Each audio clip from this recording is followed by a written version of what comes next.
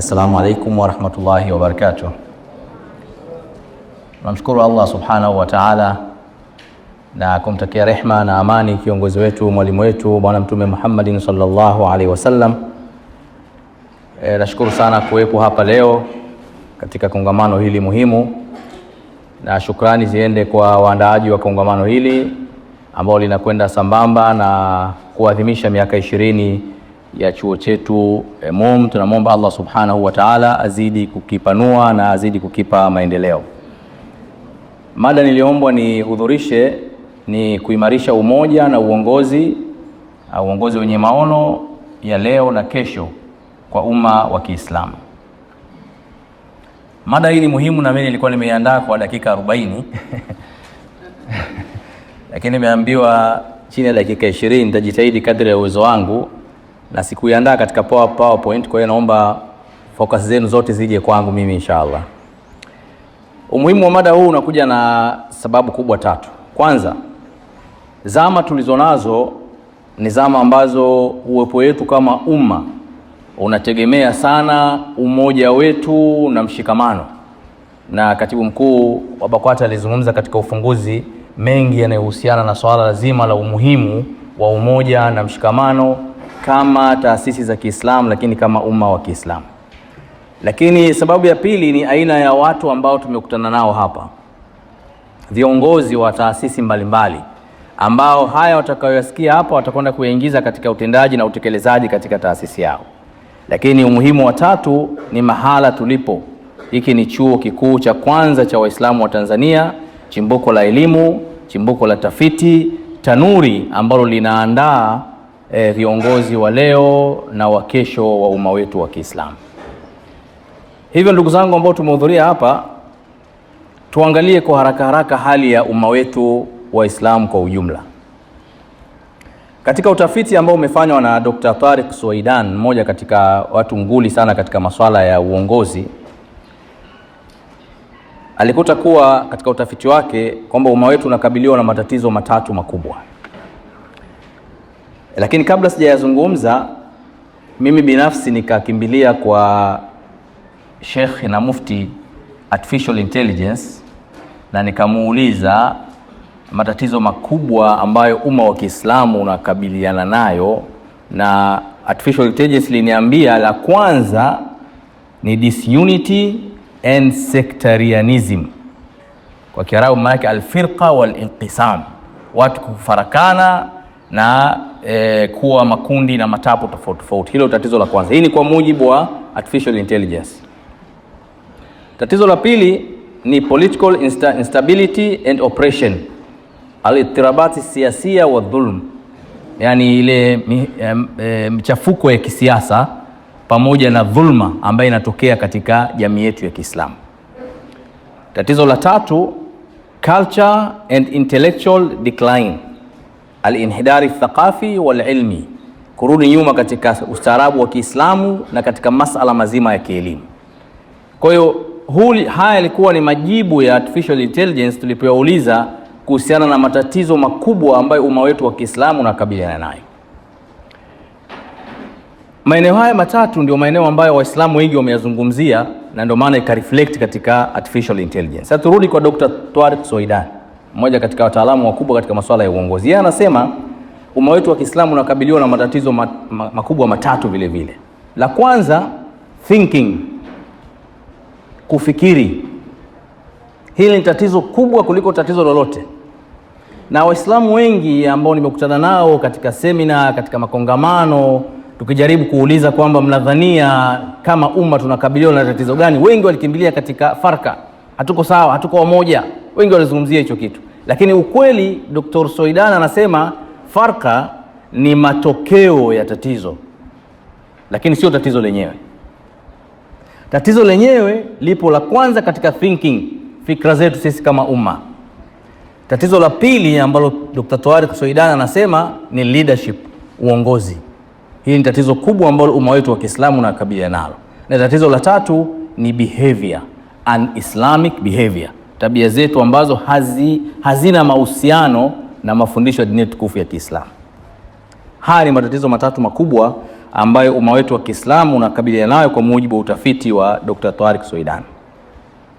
Tukianza na thinking kwa haraka haraka, thinking au kufikiri ni ibada muhimu kabisa ambaye ndiyo alianza naye Mtume sallallahu alaihi wasallam kabla ya kuteremshiwa wahi.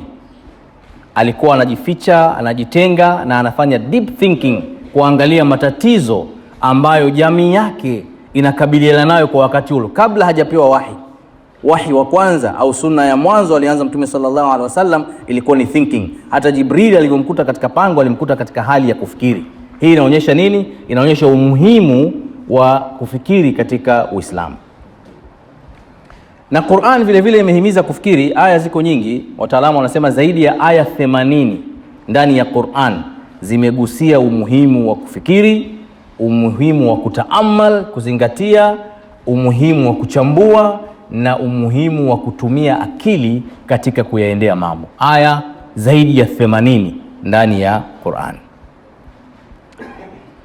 Na miongoni mwa aya hizo ni katika aya ambayo ipo katika Surah Al-Imran aya 190, 191, mtakwenda kurudia nyewe kuisoma. Yote inazungumzia kufikiri, kwa sababu ya muda sitoweza kuisoma. Surah Al-Imran aya 190 na 191, ambayo Mtume sallallahu alaihi wasallam baada ya kuisoma aya hiyo akasema, wailun, ole wake, liman qara'aha wa lam yatafakkar, atakayeisoma aya hiyo iliyopo katika Surah Al-Imran halafu isimpelekee katika kufikiri, ole wake. Haya ni maneno ya Mtume sallallahu alaihi wasallam yakionyesha umuhimu wa sisi Waislamu kutafakari, kufikiri katika mambo yetu yanayohusu jamii yetu ya Kiislamu. Ndugu zangu, umma wetu leo unakabiliwa na vita kubwa ya kifikra, vita ambavyo ni hatari kuliko vile vita ambavyo Waislamu walipambana na Wamongoli. Vita vya sasa hivi ni hatari kuliko vita vile, kwa sababu ni vita vya kifikra, vita ambavyo vinalenga kufuta ule ustaarabu na utamaduni wa Kiislamu, kuufuta kabisa. Mwandishi mmoja au thinker wa Marekani anaitwa Francis Fukuyama. Mavijana mtaenda mtamgogo, mtamwangalia ni nani Francis Fukuyama. Huyu ni thinker, mwandishi wa Kimarekani, mtafiti, na tafiti zake zinatumiwa kutengeneza sera za Wizara ya Mambo ya Nchi ya Nje za Marekani. Katika utafiti wake mwishoni alifikia akaandika kitabu kinachoitwa The End of History and the Last Man. Katika kitabu kile kwa ufupi amezungumzia kuonyesha kwamba kumekuwa kuna siraa au vita vya utamaduni kuanzia azali. Tamaduni zinakuja zinaondoka, zinakuja zinaondoka, lakini utamaduni wa Kimagharibi ndio utamaduni wa mwisho. Hakuna utamaduni mwingine utakokuja baada ya hapo. Binadamu amefikia katika kilele cha ustaarabu. Kwa hiyo hakuna utamaduni utakaokuja kuupindua au kuupiku utamaduni wa Kimagharibi, kama ambavyo kwa kuna utamaduni wa Kigiriki ukaja ukaondolewa utamaduni wa Kirumi, ukaja ukaondolewa hivi kama ilivyokuwa. Itakuwa hakuna utamaduni mwingine zaidi ya utamaduni wa Kimagharibi na sera zake za demokrasia, haki za binadamu, uhuru wa maoni. Yeye akaandika kitabu ambacho akakiita The End of History and Last Man. Mwandishi mwenzake ambaye anaitwa Samuel P. Huntington, naye vile vile ni thinker wa Kimarekani na anafanya kazi katika sehemu moja ambaye anafanya kazi Fukuyama. Yeye akampinga, lakini akampinga kimaandishi na kwa utafiti. Yeye akasema hapana, usipotoshe au usidanganye. Haijafikia kwamba ustaarabu wa Kimagharibi ndio umekuwa ustaarabu wa mwisho, bali yatakayotokea baada ya hapo ni makubwa zaidi. Yeye akaandika kitabu akakiita The Clash of Civilization, mapambano ya kistaarabu na ya kitamaduni. Na katika kitabu chake akaelezea na kusema kwamba vita vinavyokuja mbeleni sio vita vya kisilaha, bali ni vita vya kitamaduni, na utamaduni pekee ambao hauyeyuki ni utamaduni wa Kiislamu. Ukienda kusoma kitabu kile utakuta ameelezea utamaduni wa Kichina, si utamaduni nyinginezo, lakini ameelezea kwa kina zaidi kuhusiana na utamaduni wa Kiislamu, na kwamba utamaduni huu ndio tishio la ustaarabu wa Kimagharibi kama hatutachukua hatua za makusudi kuhakikisha kwamba tunapambana na tamaduni huu wa Kiislamu. Na katika maelezo yake alisema the future wars will be fought not between countries but between cultures. Vita vinavyokuja sio baina ya nchi na nchi, bali ni baina ya tamaduni kwa tamaduni nyingine.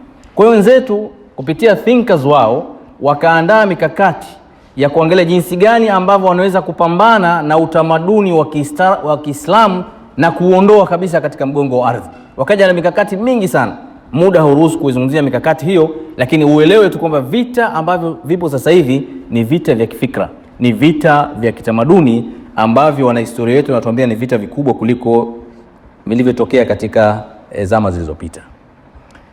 Ndugu zangu, tunachokishuhudia leo katika jamii yetu ya Kiislamu, sisi kutokuwa na dira ya pamoja, yamezungumzwa mengi kuanzia asubuhi. Kutokuwa na vipaumbele, yani hata tujui vipaumbele vyetu ni vipi vinavyotuunganisha. Farka inayotokea miongoni mwetu kwa sababu ya mambo ambayo ni matawi madogo sana, yani hayana uzito huo wa kutufarikisha. Yote haya ndugu zangu ni matokeo ya vita hivyo ambavyo vinapigwa bila sisi wenyewe kufahamu kwamba haya athari tunazoziona sasa hivi, faraka tunazoziona sasa hivi ni kutokana na vita ambavyo vya kitamaduni vinavyopigwa katika umma wetu wa Kiislamu. Mtume sallallahu alaihi wasallam pamoja na kuwa ni anashushiwa wahi na Allah subhanahu wa ta'ala, lakini alikuwa amejizungushia au ameweka pembeni yake watu ambao wanaitwa think tanks, yani watu kazi yao kufikiri na kumshauri. Huyu ni Mtume sallallahu alaihi wasallam, anateremshiwa wahi, lakini haitoshi akawa anakaa na ana kundi la watu ambao kazi yao ni kufikiri na kumshauri Mtume sallallahu alaihi wasallam katika masala mbalimbali. Hawa katika lugha ya kidini wanaitwa ahlul hal wal aqd, yani ni watu wa kushauri, ahlul hal wal aqd. Tangu zama za Mtume sallallahu alaihi wasallam alikuwa na waruhusu Waislamu wote watoke, anamwambia fulani bakini, kuna issue nataka tuzungumze, kuna matatizo yamejitokeza. Anatafuta fikra kutoka kwa wale watu wanaomzunguka. Hii ni sunna ya Mtume sallallahu alaihi wasallam, kuwa na aina hii ya watu na kufikiri katika masala ya Kiislamu. Ndugu zangu, zama hizi ambazo tunazo na changamoto ambazo tunazo, ni lazima tuwe na watu wa aina hii, think tanks, ambao watakuwa wanafikiri kwa niaba ya umma. Yani hawafanyi kazi nyingine, wao wanafikiri kwa niaba yetu. Hatuwezi kufikiri wote sisi, wao wanafikiri kwa niaba ya umma. Umma unakabiliana haya matatizo, tutatokaje katika matatizo hayo? Masuala ya kiuchumi yamezungumzwa sasa hivi hapo, masuala ya farka yamezungumzwa, masuala ya elimu yamezungumzwa, kuona chuo kimoja peke yake yamezungumzwa. Changamoto zote hizi zinahitaji think tanks wa Kiislamu ambao watakuwa wanakaa kazi yao ni kufikiri, kufanya tafiti mbalimbali na kuja na solutions na dira ambazo zitatoa katika hali tuliyokuwa nayo, kama alivyokuwa akifanya Mtume sallallahu alaihi wasallam na masahaba zake. Elimu hii ndugu zangu ya kufikiria think tanks na kufikiria mustakbal imechukuliwa na watu wa magharibi na wanaita the science of future foresight. The science of future foresight, yani kuangalia miaka 30, miaka 50 inayokuja, mambo gani yatakayojitokeza, tufanye vitu gani mambo hayo yatakapojitokeza, yanafanyiwa kazi kwa kina, wakati msingi wa elimu hii ya kuangalia hayo ya mustakbal ipo katika dini tukufu ya Kiislamu. Mtume sallallahu alaihi wasallam, Allah subhanahu wa ta'ala katika surati Rum, aya imeteremka, ghulibatir rum fi adna al-ard, Rum imeshindwa, wa hum min ba'di ghalabihim sayaghlibun. Anazungumzia Mtume sallallahu alaihi wasallam miaka 9 ya vita vya kimataifa katika wakati ule. Yote hiyo ni foresight ya kuangalia vitu gani vitakavyojitokeza, na siku hiyo Waislamu watafurahi kwa sababu Rum itakuwa imeshinda. Kiangalia tafsiri ya ulama walivyozungumzia jinsi gani ambavyo Mtume sallallahu alaihi wasallam alivyokuwa akihimiza wafuasi wake kuangalia masuala haya ya kisiasa na masuala ya mustakbal. Elimu hii ya foresight ambayo itakuwa inazungumzia takriban mambo matano. Ya kwanza, future trends and scenarios, mielekeo ya baadaye na scenarios zitakazojitokeza baadaye. Mathalan sasa hivi vita vinaendelea kati ya Israeli na Iran, kipi kitatokea baada ya vita vile? Inahitajika thinkers waweze kufikiri, waweze kuangalia sisi tutaathirika vipi kama umma, kama jamii ya Kiislamu. Ni vitu ambavyo vinahitaji watu watakaofikiria, lakini vile vile preparing societies for change, kuziandaa jamii zetu kwa ajili ya mabadiliko yanayokuja. Jamii zinakumbwa na mabadiliko, hazijaandaliwa, ndio maana tunajikuta kwamba tunaingia katika hizi vurugu kama umma wa Kiislamu. Lakini identifying risk and opportunities, kuainisha zile risks na fursa ambazo zinapatikana katika siku zinazokuja. Watu wa aina hii ndugu zangu Waislamu tunao, na tukiwa tunaadhimisha miaka 20 ya Mungu, ningependa kwamba MUM iwe ni kitovu cha think tanks wa umma wa Kiislamu. MUM na wataalamu wake iwe ni kitovu cha elimu ya foresightings, kuangalia mambo gani yatakayojitokeza katika umma wa Kiislamu kwa miaka 20 inayokuja. Tumeona kwamba kuna lack of utafiti katika moja ya changamoto ambazo zimezungumzwa hapa na ndugu zetu wa MUM. Tafiti kama hizi ni muhimu sana kwa Waislamu kuzipata ili waweze kupata dira kwamba sisi kama umma wa Kiislamu baada ya miaka 20 tutakuwa tuko wapi kutoka katika hali hii iliyokuwepo sasa hivi. Tutakuwa tuko wapi kutokana na hii vita ambavyo vinaelekezwa kwetu sisi ambavyo ni vita vya kimaadili. Hatuwezi kufanya sisi kama taasisi za Kiislamu. Inatakiwa ifanywe na kituo cha elimu kama MUM. Kwa hiyo iwe, napenda nishawishi kwamba moja katika maazimio ya kongamano letu MUM wakabidhiwe jukumu hilo, na sisi kama taasisi na jumuiya za Kiislamu tu support initiative hiyo, tu support MUM katika issue kama hiyo, na kiwe kuna kitengo maalum kabisa kazi yake kubwa ni kufikiria na kutaarifu viongozi wa Kiislamu, kumtaarifu mufti mathalan, sawa, anapewa tafiti, anapewa maelekezo, anapewa andiko linaloonyesha mambo gani ya kuzungumza. Kwa hiyo anapotoka mufti akazungumza mbele za watu, anazungumza vitu ambavyo vimefanyiwa tafiti, anazungumza vitu ambavyo tayari vimekwisha pikwa katika chuo cha kielimu. Nadhani viongozi wa BAKWATA hapo watalibeba hilo. Kwa hiyo mufti anazungumza, lakini chini ya mufti kuna think tanks ambazo zipo zinafikiri na zinampa yeye aseme, kiasi kwamba mtu akisikiliza anachokizungumza kiongozi wa umma wa Kiislamu anaona kwamba maneno yake yana uzito. Semi kwamba anayezungumza hana uzito, lakini atakuwa na uzito zaidi. Kwa sababu gani? Atakuwa yametoka katika misingi ya tafiti mbalimbali. Kwa hiyo lazima tupate aina hii ya chombo ambacho kinaweza kitusaidia. Tatizo la pili kwa haraka haraka ambalo umma wetu unakabiliana nalo kwa mujibu wa tafiti uliofanywa na Dr. Soidan ni swala zima la leadership, uongozi. Hatuwezi kutoka hapa tulipo kama hatuna leadership ambayo ina vision, ina maono ya miaka inayokuja. Leadership ambayo inafuata sunna za Mtume sallallahu alaihi wasallam katika masuala ya amana, katika masuala ya upole, katika masuala ya shura, katika masuala ya ushirikishwaji, na mengi yamezungumzwa hapa katika utangulizi na katibu mkuu wa BAKWATA akizungumzia taasisi zetu na yale ambayo yanakosekana katika taasisi zetu. Yote hayo ni mafundisho ya Mtume sallallahu alaihi wasallam. Kwa ndugu zangu, Mtume sallallahu alaihi wasallam katika mafundisho muhimu sana anasema, idha kharaja thalathatun fi safar falyu'ammiru wahdahum. Wanapotoka watu watatu katika safari yao, basi ni wajibu kwao kumfanya mmoja awe amir. Kwa hiyo uongozi katika Uislamu ni nguzo ya jamii, ni ibada muhimu kweli kweli, kama ilivyokuwa ibada ya swala. Haiwezekani jamii ya Kiislamu ikaishi bila uongozi hata siku moja. Kwa hiyo uongozi katika Uislamu ni dharura hatimia, yani dharura ya mwisho kabisa ya umma wetu uweze kupatikana.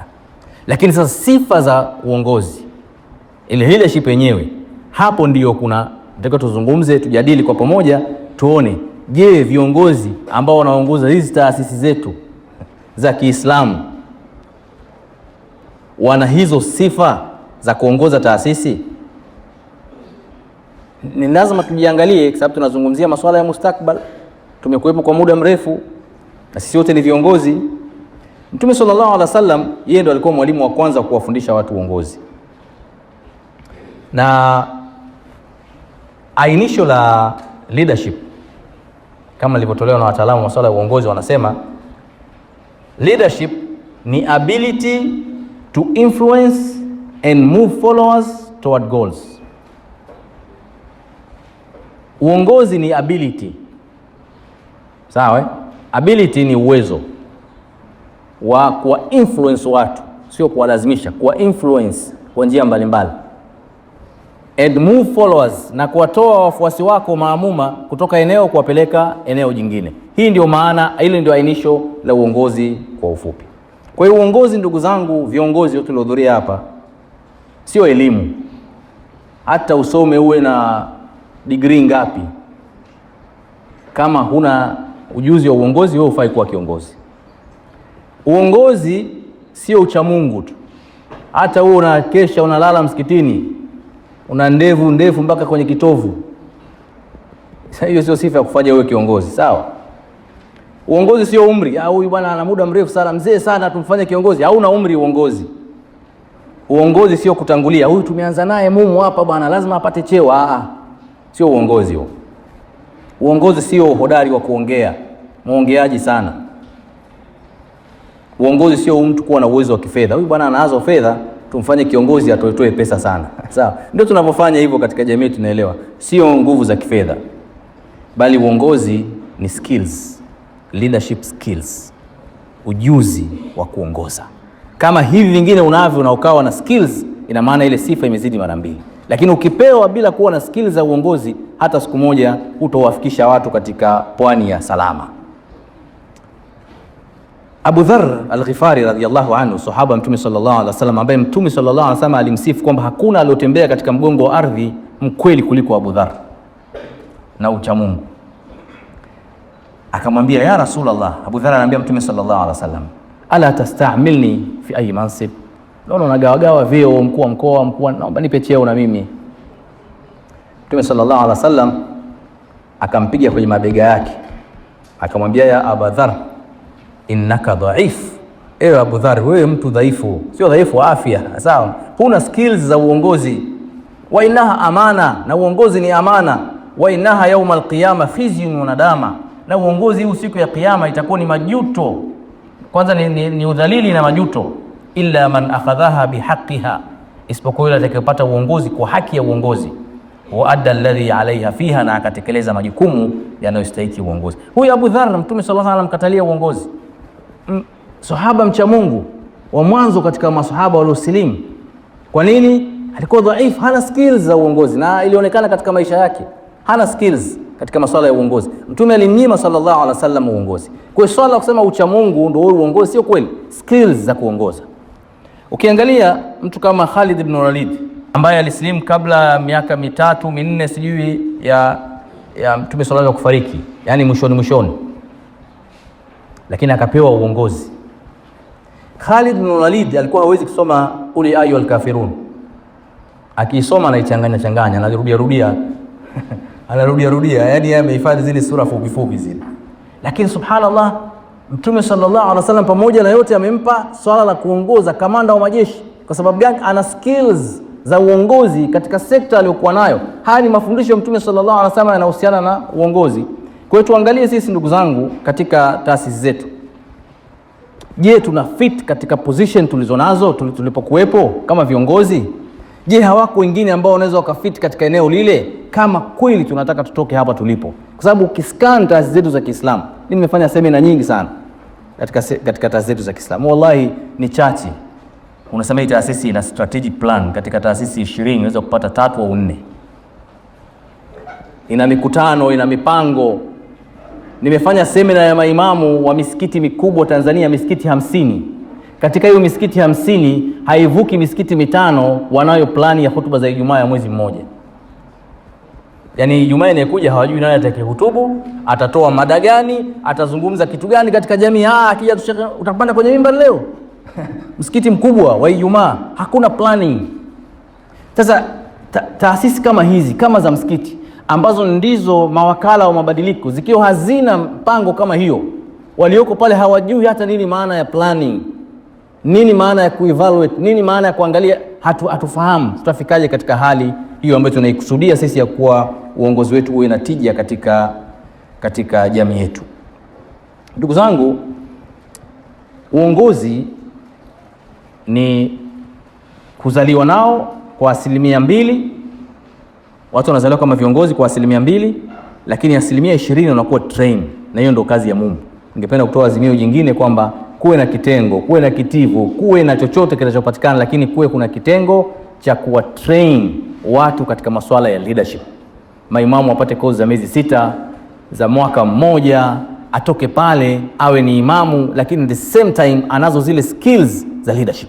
Hata kama hakuzaliwa kama leader, lakini anaweza kuwa train na akaongoza msikiti wake vizuri. Kwa hiyo nafikiri ni jukumu vile vile la Mungu kusaidia taasisi za Kiislamu katika masuala ya leadership. Wenzetu wamepiga hatua kubwa sana katika eneo hilo, na sasa hivi wanakwenda kwa kasi kubwa zaidi katika kuangalia jinsi gani ambavyo wanawahudumia watu wao. Watu wengine wasiokuwa Waislamu upande wa kushoto, sisi tunatembea sana vijijini, wale viongozi wao wa dini kule wamekuwa train katika masuala ya uongozi.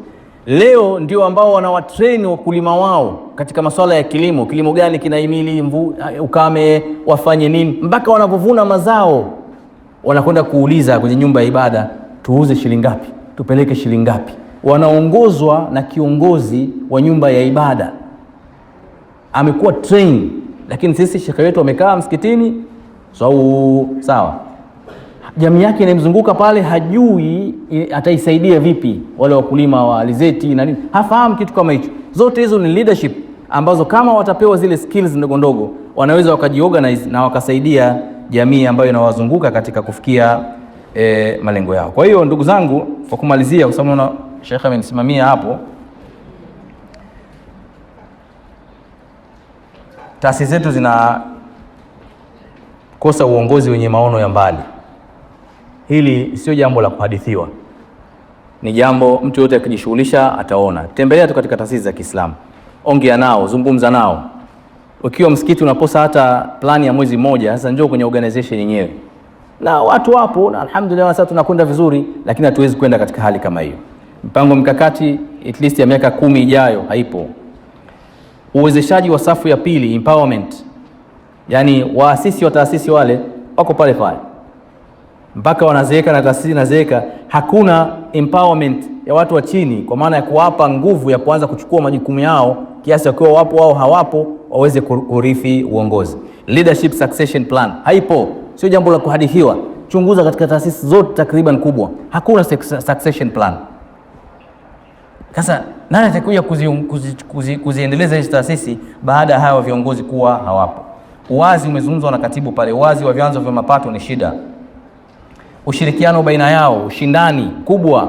Taasisi zinashindana, hii inachimba kisima na hii inachimba kisima. Hii inaangusha bei ya kisima ili ipate visima vingi.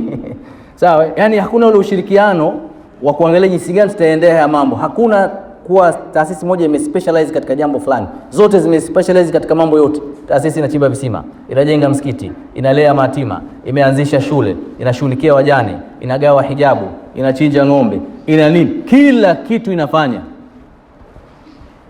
Sasa utafanya vitu vyote, itawezekana vipi? Manpower iko wapi ya watu? Kwa hiyo matatizo haya yapo ambayo yanahitaji kuratibiwa kwa kupewa elimu za uongozi ili kufikia katika yale tunayokusudia. Hitimisho, ipo haja ya kuwa na chuo cha uongozi kitakacholenga mahsus kuzalisha viongozi wenye elimu, skills na akhlaq zilizokuwa za Kiislamu, na tumesema mume inafaa kwa nafasi hiyo.